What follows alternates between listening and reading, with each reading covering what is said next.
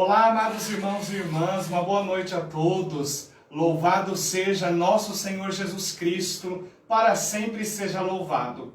Hoje nos reunimos mais uma vez para darmos continuidade na nossa formação teológica e queremos iniciar invocando a presença da Santíssima Trindade. Em nome do Pai, e do Filho e do Espírito Santo. Amém. Vinde, Espírito Santo, enchei os corações dos vossos fiéis e acendei neles o fogo do vosso amor. Enviai o vosso Espírito e tudo será criado, e renovareis a face da terra. Oremos. Deus, que instruístes os corações dos vossos fiéis com a luz do Espírito Santo, fazei que apreciemos retamente todas as coisas, segundo o mesmo Espírito, por Cristo Senhor nosso. Amém. Santa Maria, Mãe de Deus, rogai por nós. Em nome do Pai, do Filho e do Espírito Santo. Amém. Amados irmãos e irmãs, amigos e amigas que nos acompanham através do nosso canal do Facebook e você que nos assistirá depois no nosso canal do YouTube, sejam todos bem-vindos. É um prazer e uma honra tê-los aqui.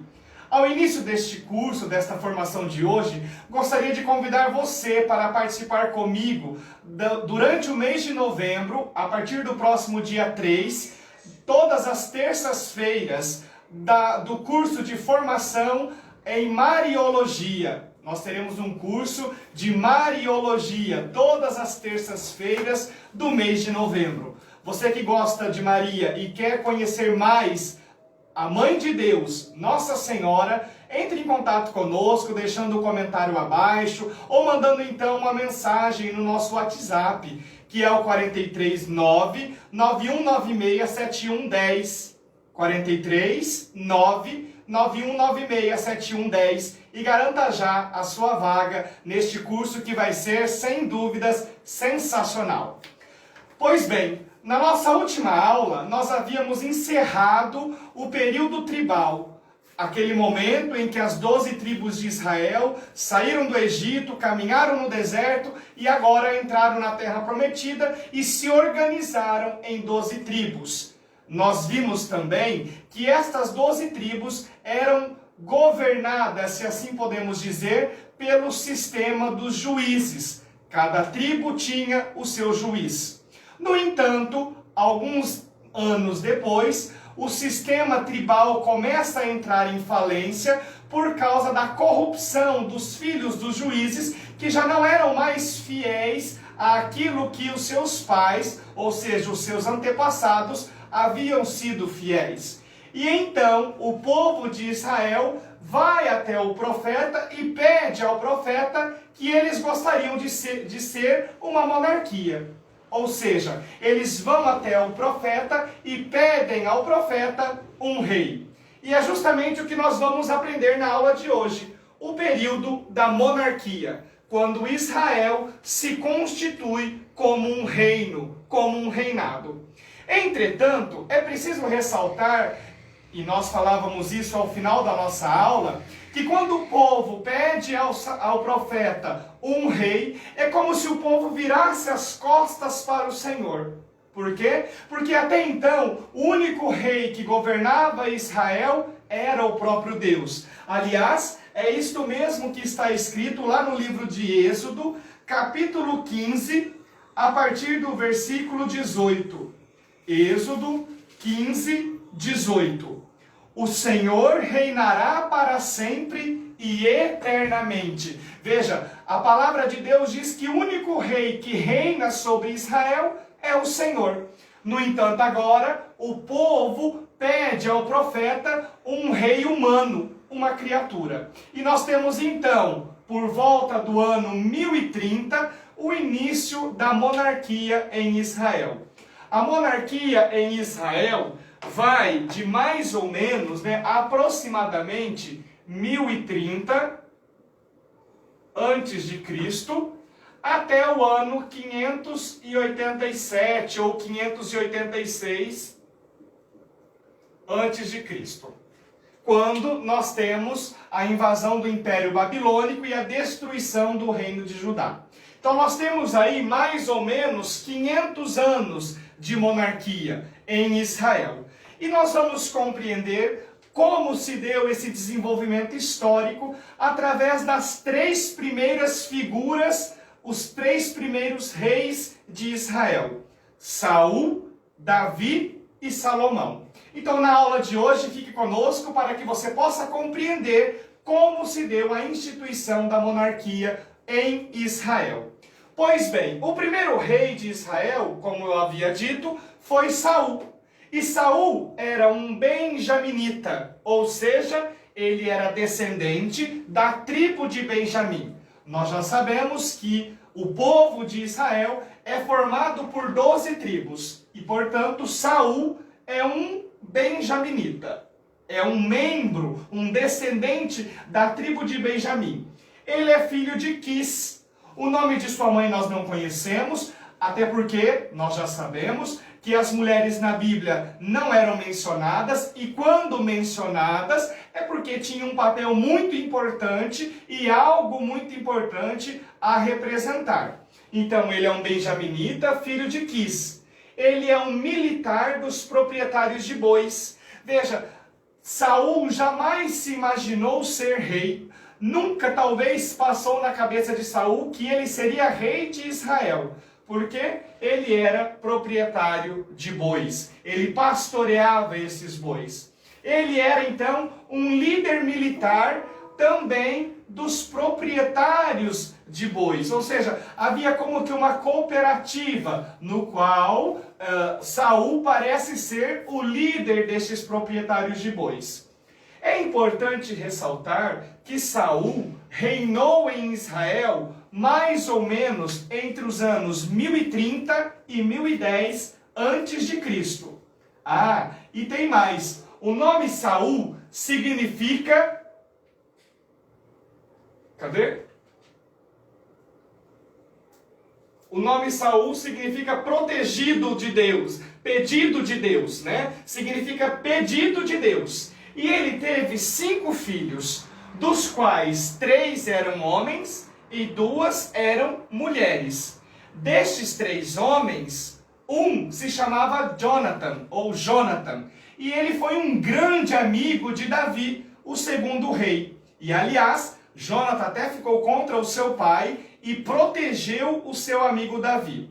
O fato é que estes 3 filhos, homens, morreram com Saul numa batalha, que nós vamos ver mais ao final da explicação de quem foi Saul, né? Então, Saul estava numa batalha, junto com o seu exército, e entre eles estavam os seus 3 filhos, nos quais são mortos em combate.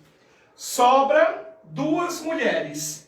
Destas 2 mulheres, uma se chama Mical, e Mical é a mulher que vai se casar com Davi.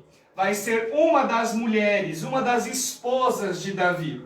Lembrando que nós estamos num período, num contexto de poligamia, ou seja, o homem tinha várias mulheres.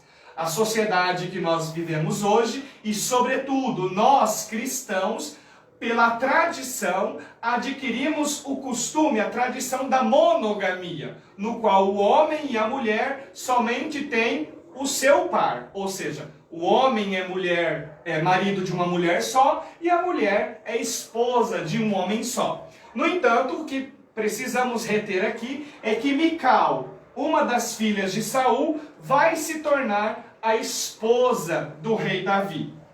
Outro detalhe bastante interessante é que lá em 1 Samuel 8, de 1 a 9, nós temos o pedido de um rei. Vamos ver esta passagem. 1 Samuel 8, 1, 9.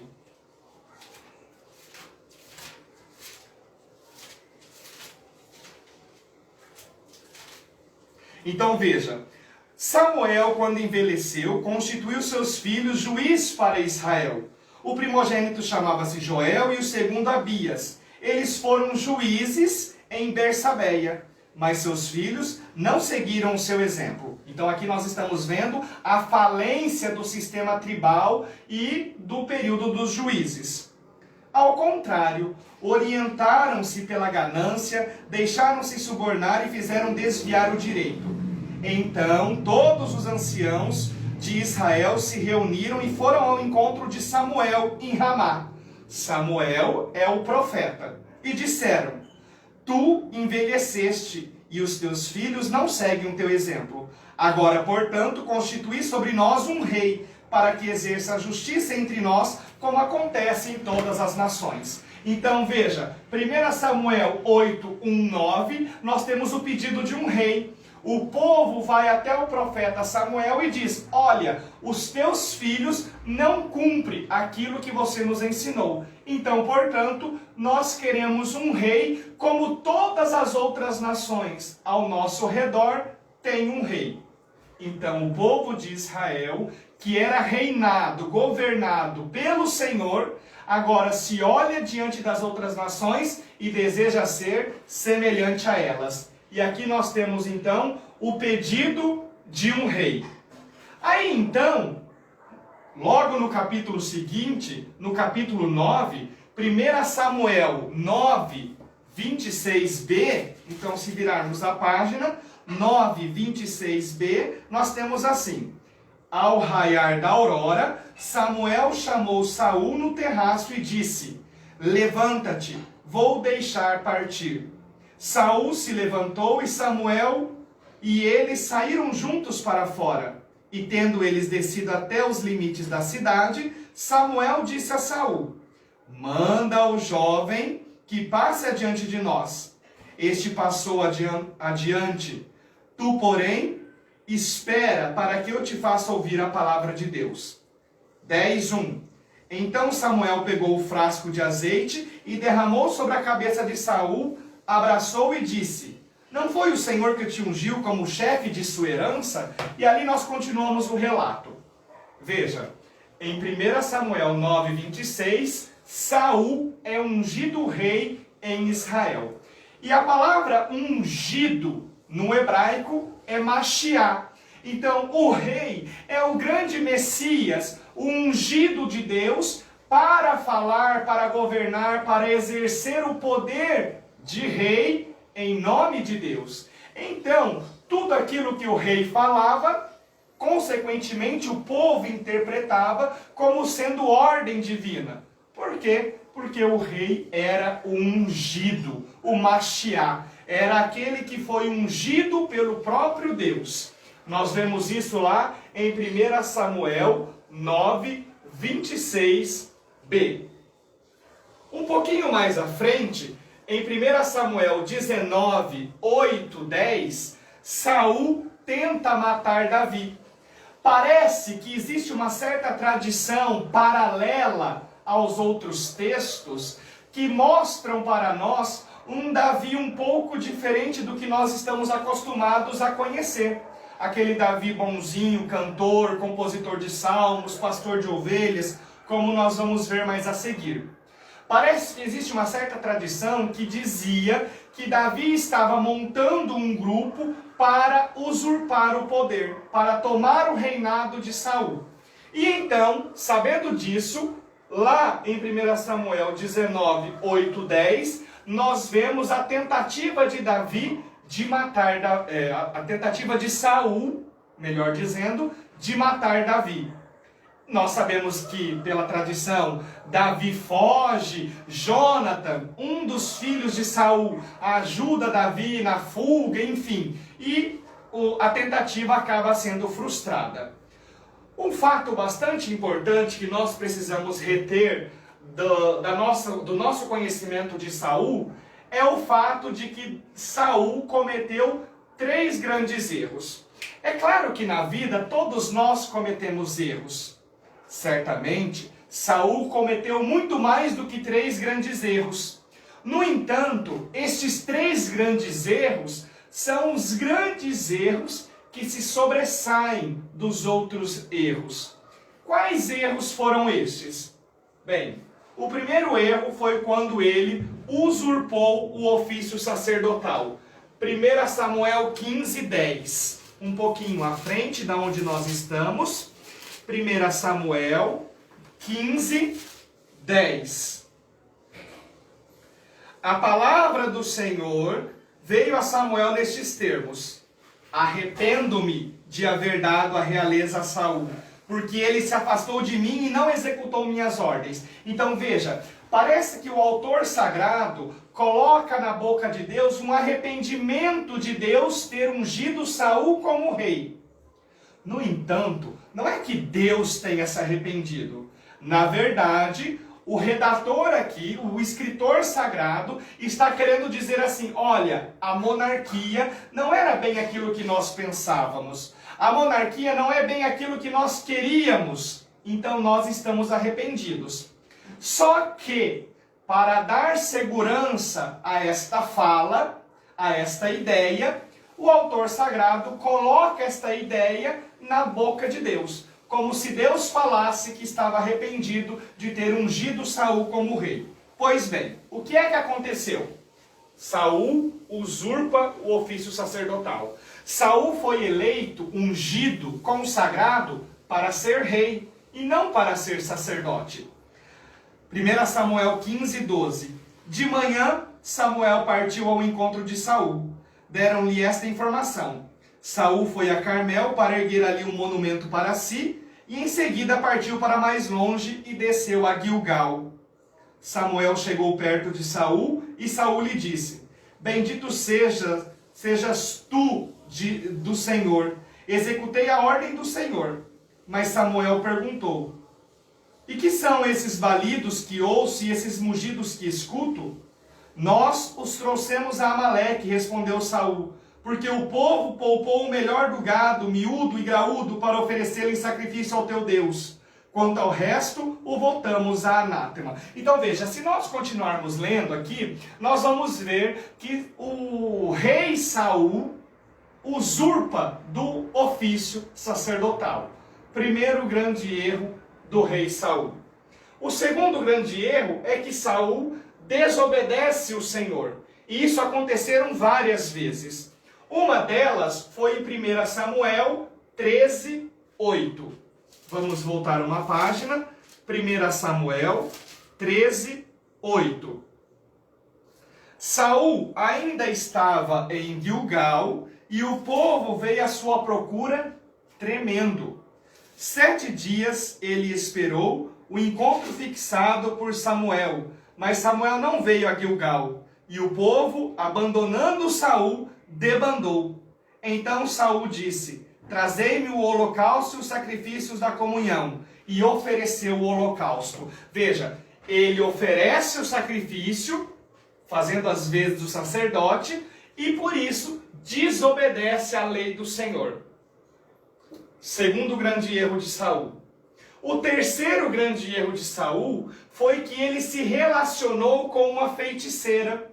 Ou seja, no momento em que ele estava preocupado com o seu reinado já estava enfraquecido, porque ele não era um bom governante, não era um bom rei, não tinha um reinado forte.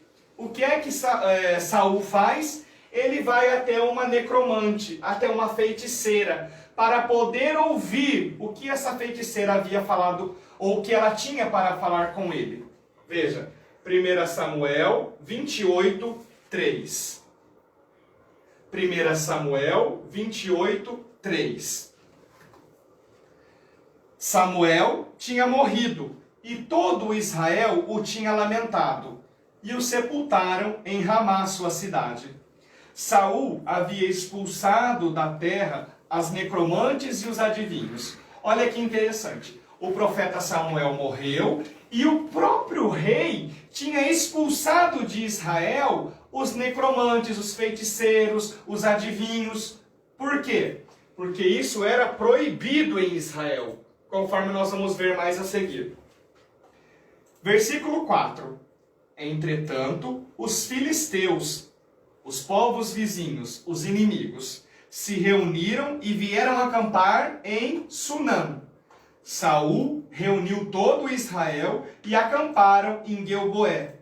Quando Saul viu o exército dos filisteus acampado, encheu-se de medo e o seu coração se perturbou. Versículo 6. Saul consultou o Senhor, mas o Senhor não respondeu nada. nem por sonho, nem pela sorte, nem pelos profetas. Versículo 7. Saul disse então aos seus servos: buscai-me uma mulher que pratique a adivinhação, para que eu lhe fale e a consulte. Veja, o profeta morreu, então nós não temos mais como contactar com Deus, como falar com Deus, porque nós sabemos que o profeta é o mediador entre Deus e o povo. Então Saul vai conversar com Deus. No entanto, o Senhor se cala, emudece, não fala com Saul. Nem por sonho, nem por sorte e nem pelos profetas. O que é que Saul faz? Manda chamar uma necromante, uma feiticeira, uma adivinha. Por quê? Porque ele está com medo dos inimigos, dos filisteus. No entanto, como eu disse, essa prática era proibida em Israel. Levítico 19:31. Lá quase no começo da Bíblia. Gênesis, Êxodo, Levítico, o terceiro livro.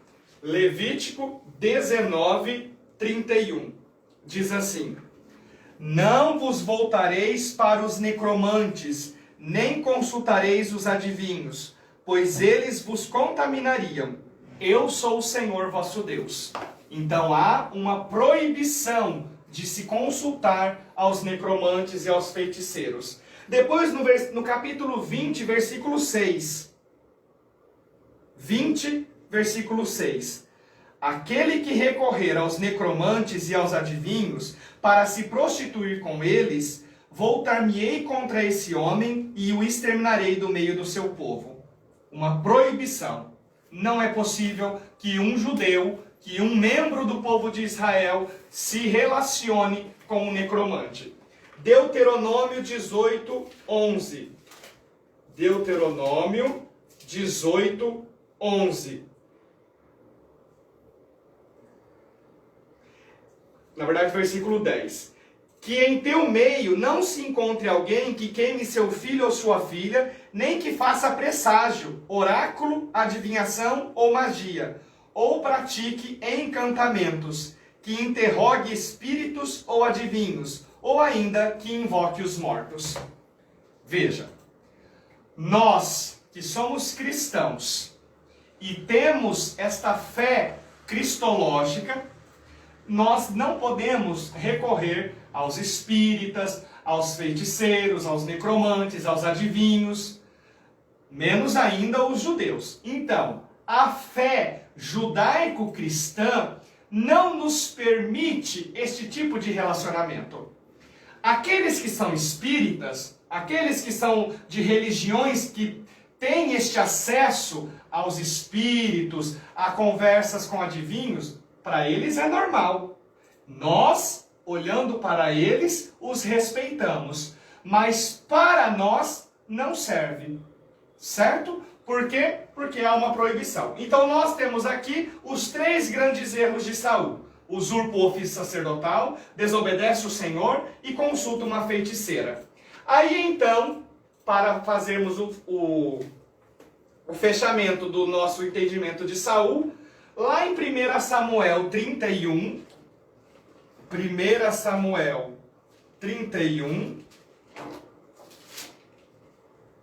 nós temos Saul numa batalha contra os filisteus, aonde ele vai tirar a sua própria vida.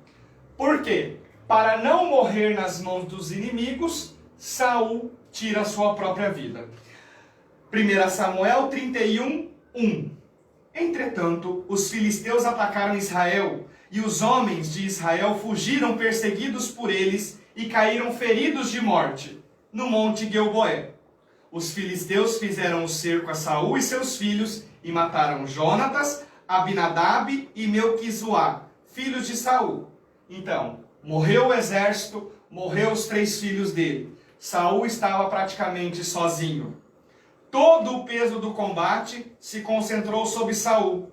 Os atiradores, homens armados de arco, o descobriram, e ele tremeu fortemente à vista dos atiradores. Então disse ao seu escudeiro: desembanha a tua espada e transpassa-me, para que não venham esses incircuncisos e se escarneçam de mim.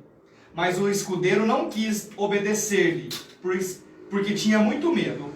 Então Saul tomou sua espada e lançou-se sobre ela. Veja que interessante. Aqui em 1 Samuel 9, 26, em 1 Samuel 31, 10, aqui, nestas citações, 1 Samuel 15, 1 Samuel 13, 1 Samuel 28, nós vemos sempre Saul com medo, um Saul amedrontado. Então, isso também acontece no fim da sua vida. Então, ele com medo dos inimigos, e para não dar este gostinho para os filisteus, ele desembanha a sua espada e tira a sua própria vida. É claro que nós temos muitos outros detalhes para conhecer sobre Saul. No entanto, pela brevidade do tempo, nós não temos esta possibilidade. Mas você que já tem a nossa apostila, pode encontrar mais detalhes pormenorizadamente descritos na nossa apostila. E se você ainda não tem a nossa apostila, você pode adquiri-la através do nosso telefone, que é o 43 9 9196 7110. Certo, pessoal? Aí então, nós vemos, ou melhor, nós vamos dar continuidade ao segundo rei de Israel, que é Davi. Segundo a tradição da monarquia, quando um rei morre, quem é que sucede? O filho desse rei. No entanto, não foi o que aconteceu com Saul. Quem sucede Saul é Davi.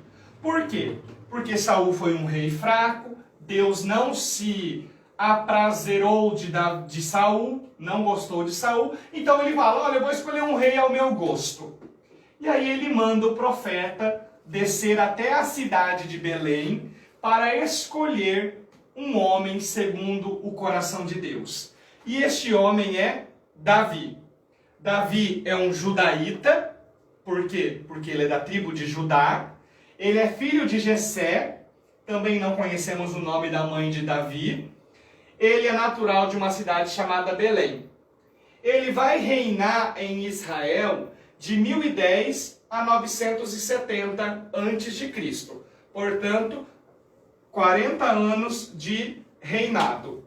O seu grande feito foi a conquista da cidade-estado de Jerusalém. E aqui nós temos então a unificação do reino. Porque até então o reino era as 12 tribos.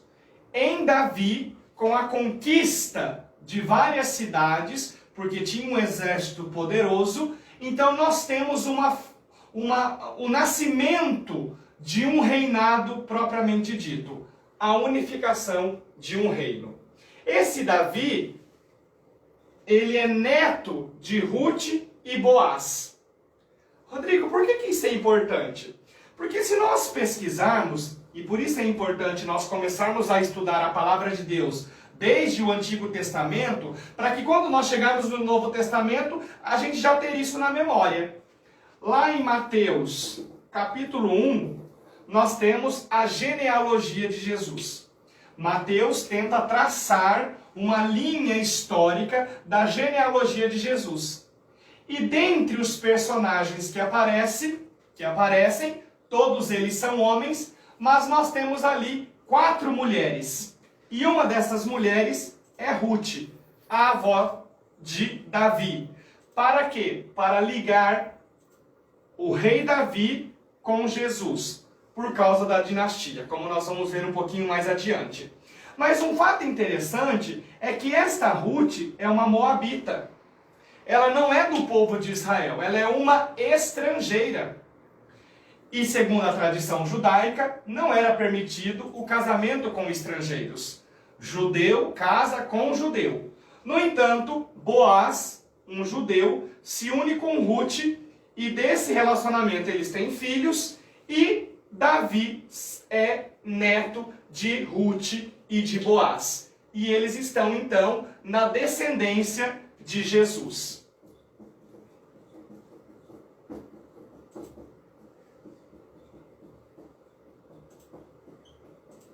Então, na descendência de Jesus. A palavra Davi significa querido, amado. E ele foi querido e amado. Aliás, ele foi o grande rei de Israel. Não houve nunca em Israel um rei tão grande quanto o rei Davi. Embora, como nós vamos ver mais a seguir, ele teve os seus pontos negativos. Este Davi, segundo a tradição, ele era pastor, porque quando o profeta desce até Belém para verificar, para consultar, para conhecer, para ungir um novo rei de Israel, aonde é que Davi está? Davi está no campo, cuidando das ovelhas. Ele era pastor de ovelhas e tocador de harpas. No entanto, ao mesmo tempo que existe essa tradição que nos mostra Davi um grande pacificador, nós temos uma tradição que nos mostra Davi como chefe de bando. 1 Samuel 22, 1. 1 Samuel 22, 1. Davi partiu dali e se refugiou na caverna de Odalã. Os seus irmãos e toda a sua família souberam disso e desceram ali para estar com ele. Todos os que achavam em dificuldades, todos os endividados, todos os descontentes se reuniram ao seu redor e o fizeram seu chefe. E ele reuniu 400 homens. Veja, Davi, chefe de bando, dos endividados, dos empobrecidos, de todos aqueles que estavam descontentes. Então nós temos aqui duas tradições. Rodrigo, qual é a certa? Qual é a verdadeira? Não nos importa. O que nos importa é que são duas tradições paralelas. Duas tradições que nos mostram um mesmo Davi. Então, Davi como pastor de rebanho, de ovelha, e como chefe de bando. Como eu falava anteriormente, há em Davi uma promessa.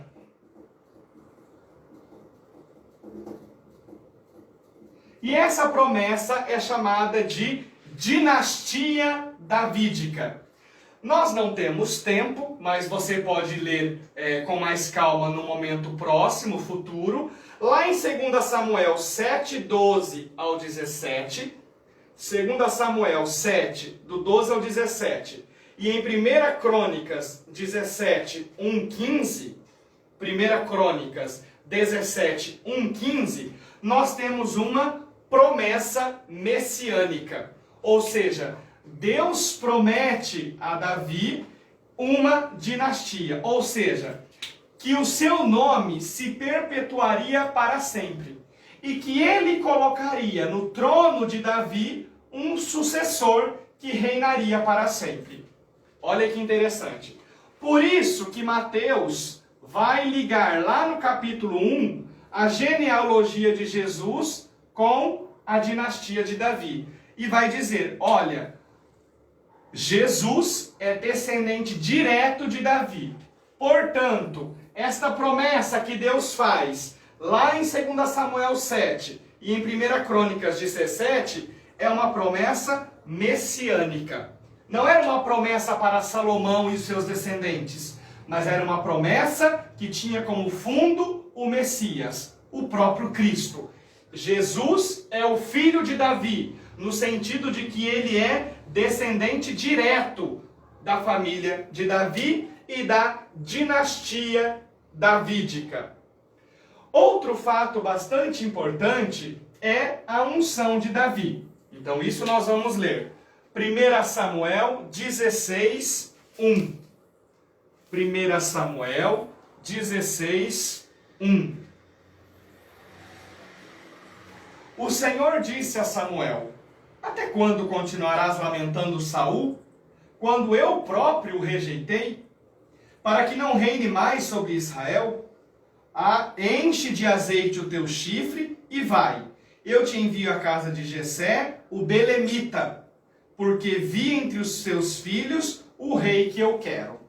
Então aqui em 1 Samuel 16, 1, 13, nós temos a unção de Davi. Nós conhecemos a história, o profeta vai descer até Belém e vai ungir Davi como rei.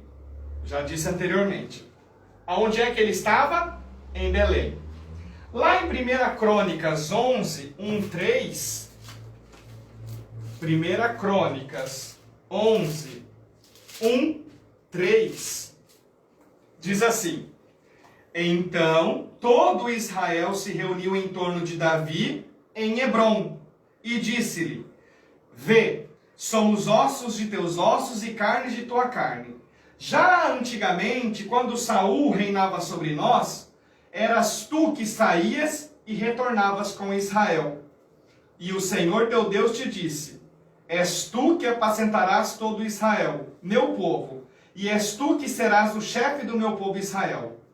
Todos os anciãos de Israel vieram, pois, para junto do rei em Hebrom. Davi concluiu um pacto com eles em Hebrom, na presença do Senhor, e eles ungiram Davi como rei de Israel. Veja, 1 Samuel 16 diz que Davi foi ungido rei em Belém. 1 Crônicas 11 diz que Davi foi ungido rei em Hebrom. Então aqui também nós temos duas tradições. Certamente ele foi ungido mais de uma vez, para confirmar a sua unção. E como é que era feita a unção? Derramando óleo sobre a sua cabeça. O óleo de azeite derramado sobre a cabeça era o sinal visível da eleição, da sagração, da unção de Deus sobre aquele rei. Então aqui nós temos dois textos que nos mostram a unção do rei Davi. Segundo a tradição, Davi é autor de 73 salmos. No entanto, nós sabemos pela exegese bíblica, e isso você pode ver com mais detalhes na nossa apostila, que não é possível garantir com total certeza que Davi seja de fato o autor de todos estes 73 salmos que, segundo a tradição judaica, confere a ele a autoria. É possível que ele tenha escrito um ou outro, mas não todos os salmos, e menos ainda estes 73 que é dado a ele como autoria. No entanto, como ele era compositor, gostava de músicas, e os salmos, como nós sabemos, são melodias, são músicas cantadas a Deus em forma de oração. Mas o que importa para nós é saber que Davi é considerado como um grande autor dos Salmos, do livro dos Salmos. Aí então, um outro fato importante que nós precisamos compreender de Saul é o pecado de Saul. Davi foi um grande rei, lembrado por todo Israel, mas ele também cometeu pecado. Lembra aquela passagem no qual ele, encantado por Bersabeia, esposa de Urias, acaba tendo relação com esta mulher, aonde nasce um filho, Saul. O profeta denuncia o pecado de Davi, porque veja, Davi, para ficar com Bersabeia, manda o seu amigo Urias para a guerra. E mais, pede para os oficiais colocar Urias no pelotão de frente. Para quê? Para morrer primeiro. Então Urias morre na guerra, Davi fica com Bersabeia, tem relações com ela, e desta relação nasce um filho, Salomão. No entanto, o profeta condena essa atitude de Davi, e Davi se arrepende. Rodrigo, qual a diferença entre os pecados de Saul e os pecados de Davi? É que Davi se arrependeu, confiando na misericórdia de Deus. Saul se arrependeu, mas confiou em si mesmo. Não confiou na graça, na misericórdia, no perdão de Deus. Então, mesmo Davi tendo pecado, este pecado não macula completamente, não macula totalmente aquilo que Davi representa na dinastia de Israel, ou na dinastia davídica. E enfim, nós temos então a morte de Davi. Nós temos dois textos que mostram para nós a morte de Davi. 1 Reis 2, 1, 10. 1 Reis 2, 1, 10. Então, o versículo 1 começa assim: aproximando-se o fim de sua vida, Davi ordenou ao seu filho Salomão: vou seguir o caminho de todos, ser forte e porta-te varonilmente. Veja, Davi está dando recomendações ao seu filho Salomão de como ser um bom rei. Aqui, em 1 Reis, capítulo 2, versículos de 1 a 10, nos mostra as instruções que o rei vai dar para o seu filho. No entanto, se nós voltarmos uma página, no capítulo 1, no versículo 1, diz assim: o rei Davi estava velho, com idade avançada. Por mais que lhe pusessem vestes, não conseguia se aquecer. Disseram-lhe então seus servos: procura-se para o Senhor nosso rei uma jovem virgem, para que assista ao rei e cuide dele. Ela dormirá sobre o seu seio, e o Senhor nosso rei se aquecerá. Procuraram, pois, em todo o território de Israel, uma jovem bela, e acharam Abisag, de Sumã, e a trouxeram ao rei. Essa jovem era extremamente bela. Passou a cuidar do rei e a servi-lo, mas ele não a possuiu. Então veja, em 1 Reis 1,4, mostra a real situação de Davi. Velho, fraco, não se aquece de jeito nenhum e nem tem condições de possuir uma mulher. Já em 1 Crônicas 29, 10, 1 Crônicas, um pouquinho à frente, 29, do 10 ao 30, diz assim: um Davi forte, um Davi belo, um Davi que louva a Deus por tudo aquilo que Deus realizou. 1 Crônicas 29, 10. Ele bendisse então ao Senhor em presença de todos a assembleia. Disse Davi: bendito sejas tu, Senhor Deus de Israel, nosso Pai, desde sempre e para sempre. A ti, Senhor, a grandeza, a força, o esplendor, o poder e a glória, pois tudo no céu e na terra te pertence. Então veja, aqui nós temos uma bendição de Davi. Davi que louva a Deus por tudo aquilo que Deus havia feito por si durante o seu reinado.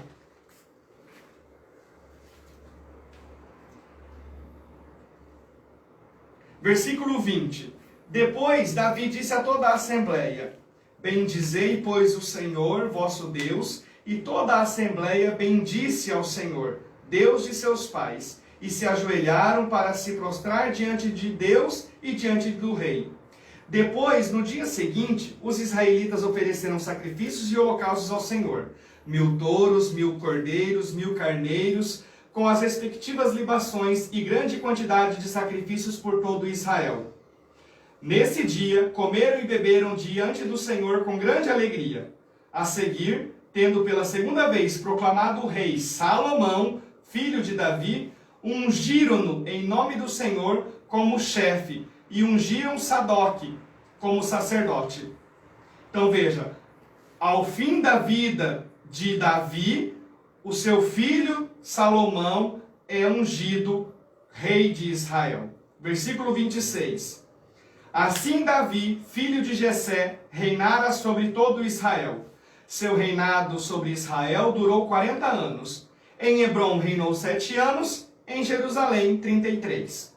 Faleceu numa feliz velhice, saciado de dias, de riquezas e de honras. Então veja, o texto de 1 Reis 1 mostra um rei fraco, com frio, que nem consegue possuir mulher.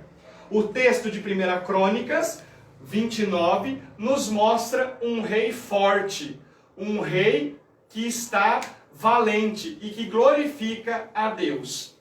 E assim nós encerramos esta nossa compreensão de Davi, para que nós possamos compreender quem foi o rei Davi.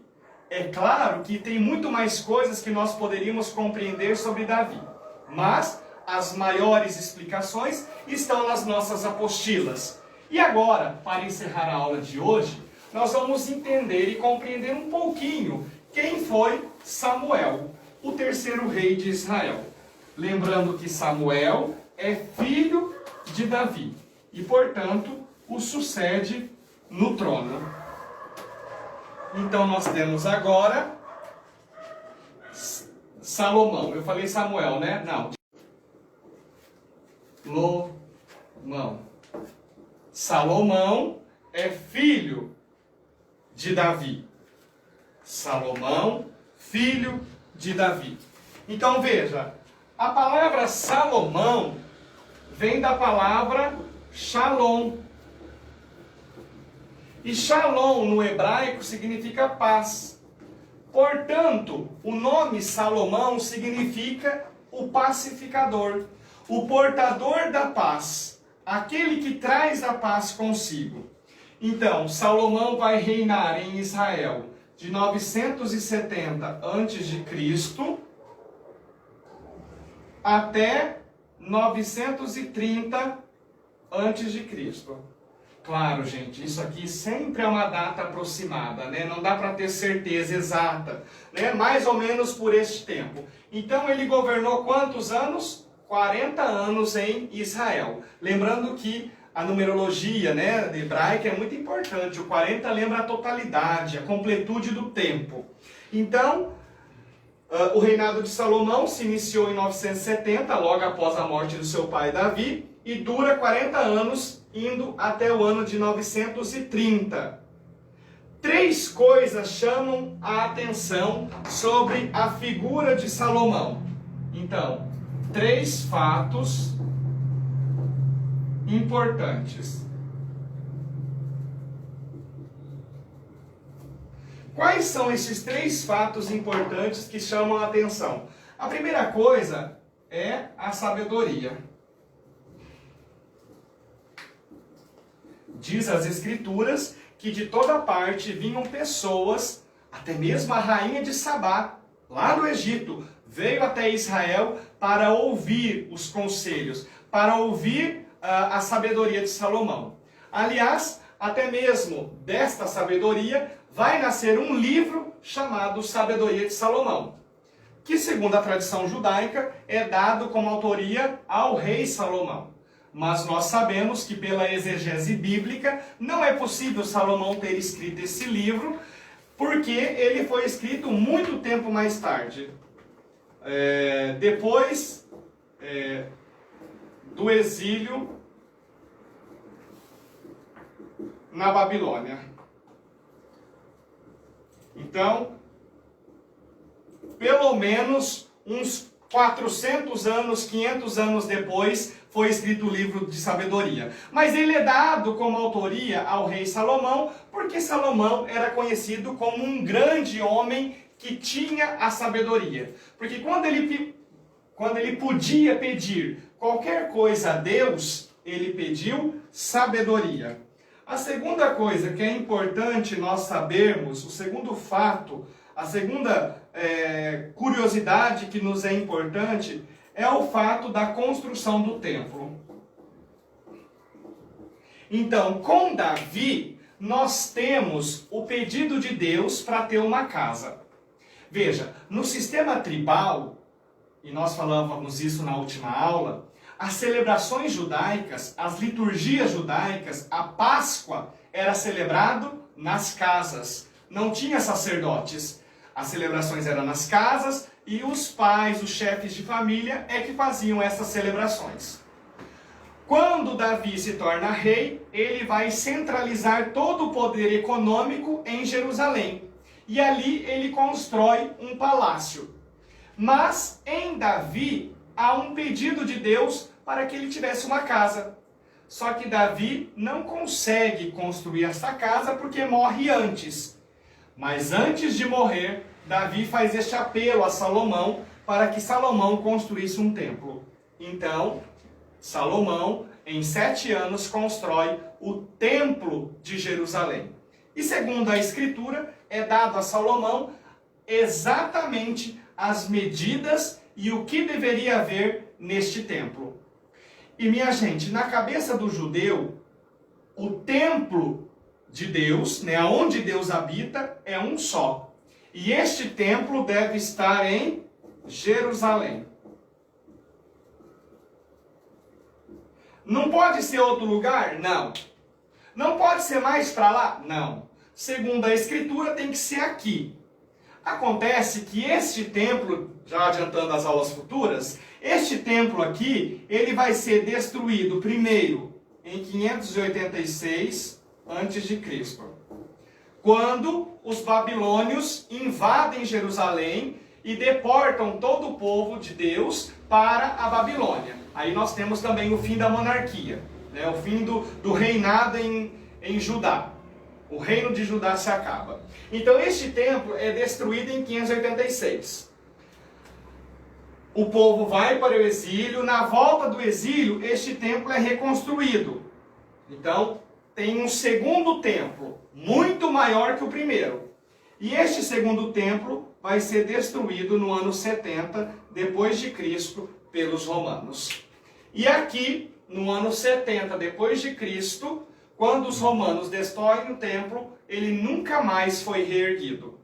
O que sobrou deste templo? Apenas praticamente uma parede, que é chamado Muro das Lamentações. Lá em Jerusalém, temos lá um muro onde os judeus ficam rezando, né, fazendo suas orações. Ali é o lugar que Deus mandou construir o Templo de Jerusalém. Pois bem, o terceiro fato importante na história de Salomão é a divisão do reino. O reino se divide após sua morte. Este fato é bastante importante e vai ser o começo da aula da semana que vem. Quando Salomão morre, quem é que vai entrar no lugar de Salomão? O filho dele, que se chama Roboão. Mas vai acontecer uma cisão. E esta cisão já é culpa de Salomão. Por quê? Porque Salomão, embora fosse um rei muito sábio, um rei muito agraciado pela sabedoria, foi um rei que ao mesmo tempo expoliou o povo. O que é que ele fez? Altas taxas de impostos. Ora, para ele se manter no poder, para ele se manter no palácio real e para construir o templo de Jerusalém, ele precisava de muito dinheiro.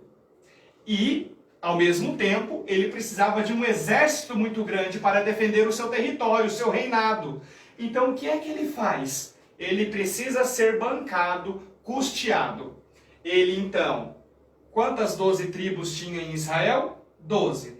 Quantos meses nós temos no ano? 12. Então, Salomão, muito inteligente, com uma grande sabedoria, divide o território em 12 parcelas, que vai custear a construção do templo e a sua vida no palácio uma vez por ano.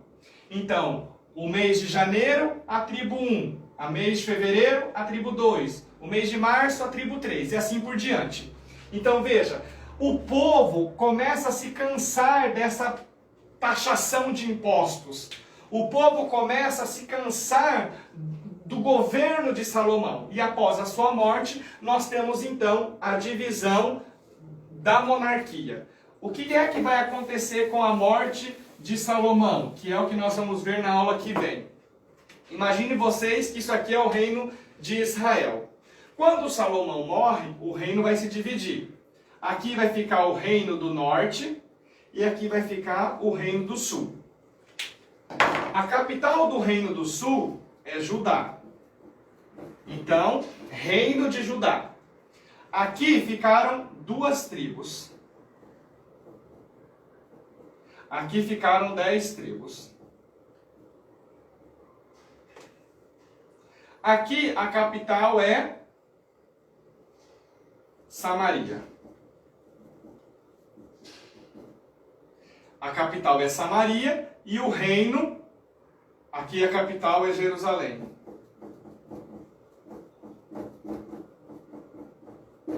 E o reino é chamado Reino de Israel. Então, após a morte de Salomão, o reino se divide. Embaixo é o reino do sul, chamado Reino de Judá, cuja capital é Jerusalém. Em cima, reino do norte, o reino é o reino de Israel e a capital é a Samaria. Aí, lá em 1 Reis 1, 28, e assim nós vamos quase que concluindo a nossa aula, 1 Reis 1, 28,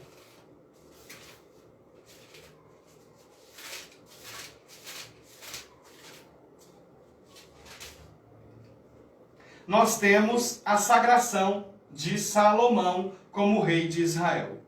O rei Davi respondeu: chamai para mim Bersabeia. E aqui é um fato bem importante. Então, vamos apagar aqui.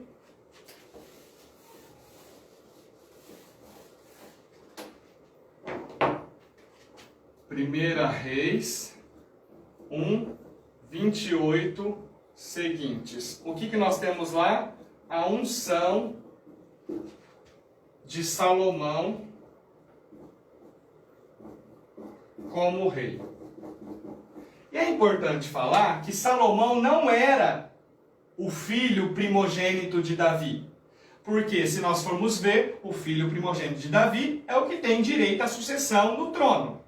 Acontece que antes de Davi morrer, Bersabeia negocia o trono com Davi. E ela coloca o seu filho Salomão. Então, antes de morrer, e nós vimos isso no finalzinho da explicação da pessoa de Davi, Davi já diz que a sua vontade é que Salomão seja sagrado rei.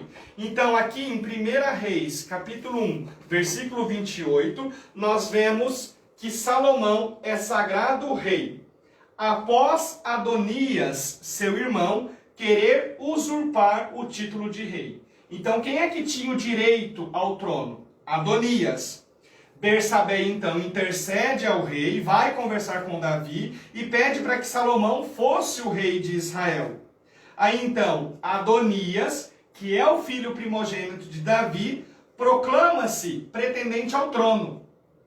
Segundo os profetas, era da vontade divina que o sucessor fosse Salomão. Então, mais uma vez, se coloca na boca de Deus que Deus deseja que Salomão fosse rei de Israel. Aí, então, quando Salomão se torna rei, ele mata todo mundo que queria conspirar contra ele. Ele passa a fio de espada a todos eles. Aqui também, em 1 Crônicas 29, do 21 ao 25, nós temos uma segunda sagração de Salomão como rei de Israel.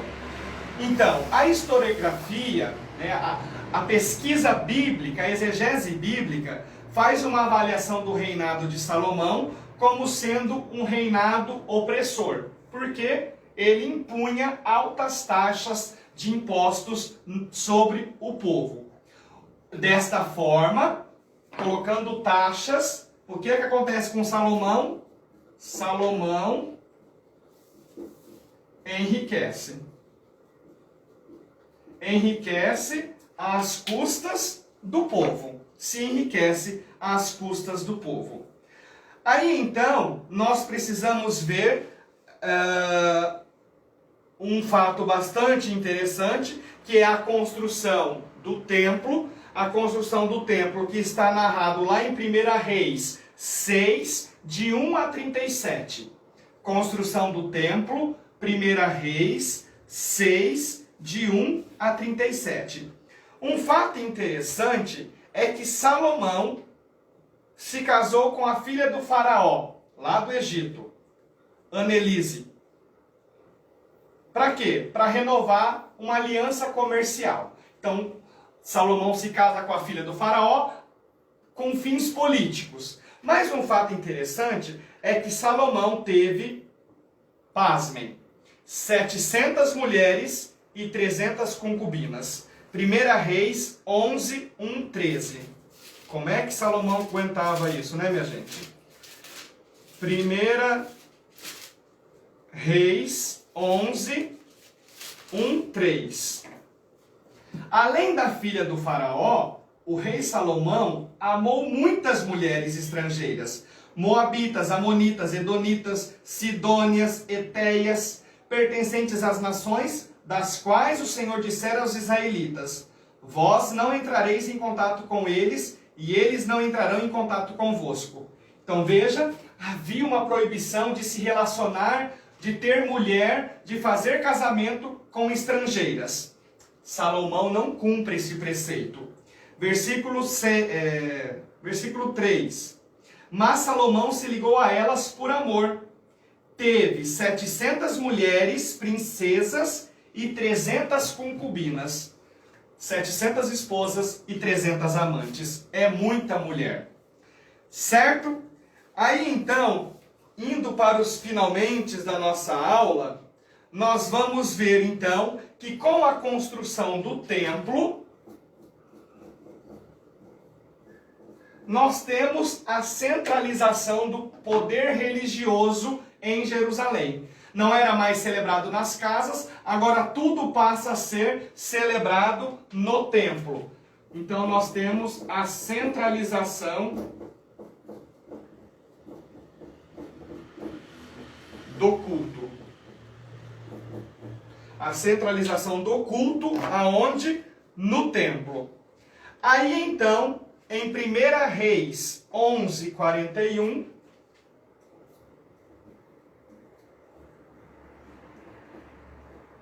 e os versículos seguintes, nós temos a morte de Salomão. 1 Reis 11, 41. O resto da história de Salomão, todos os seus feitos, sua sabedoria, não está escrito no livro da história de Salomão? Bom, esse livro se perdeu, né? Não entrou na Bíblia, nem nos textos judaicos, porque se perdeu. O tempo que Salomão reinou em Jerusalém sobre todo Israel foi de 40 anos. Depois, Salomão adormeceu com seus pais e foi sepultado na cidade de Davi. Então veja, Salomão morre, e nós vemos isso narrado em 1 Reis 11, 41 ao 43. E depois em 2 Crônicas 9. 2 Crônicas 9, do 29 ao 31. Para nós encerrarmos a aula de hoje. 2 Crônicas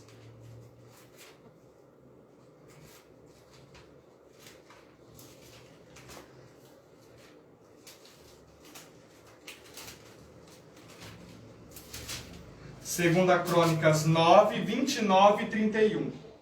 O resto da história de Salomão, do começo ao fim, não está tudo escrito na história do profeta Natã, na profecia de Aías, de Silo, na visão de Ido, o vidente, referente a Jeroboão, filho de Nabate?